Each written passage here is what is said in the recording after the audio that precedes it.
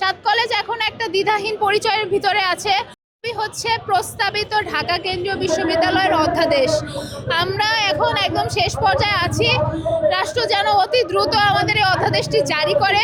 আসলে আমরা এটাই চাই, কারণ রাষ্ট্র খসড়া প্রকাশ করেছে, সকল দাবি মেনে নিয়েছে এবং অধ্যাদেশের মাধ্যমে সাত কলেজ তার পূর্ণাঙ্গ পরিচয় পাবে।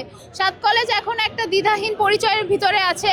অধিভুক্তি বাতিল হয়ে গেছে এবং অন্তর্বর্তীকালীন যেই প্রশাসন, সে শিক্ষার্থীদের সংকট নিরসন করতে পারছে না।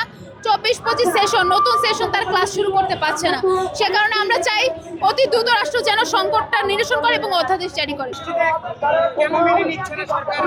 অবশ্যই সিন্ডিকেটের কারণে এতদিন সমস্যার সমাধান হয়ে যাওয়ার কথা, কিন্তু সিন্ডিকেটের কারণে আসলে সমস্যা সমাধান হচ্ছে না, যার কারণে সেই সমস্যার ভুক্তভোগী মূলত আমরা। তারা অবশ্যই নিজেদের স্বার্থ রয়েছে, তাই সে কারণে আমাদের পক্ষে না। তারা তাদের নিজস্ব স্বার্থের কারণে তারা তাদের নিজেদের স্বার্থ নিয়ে বসে আছে, আমাদের কোনো দাবি মানতেছে না।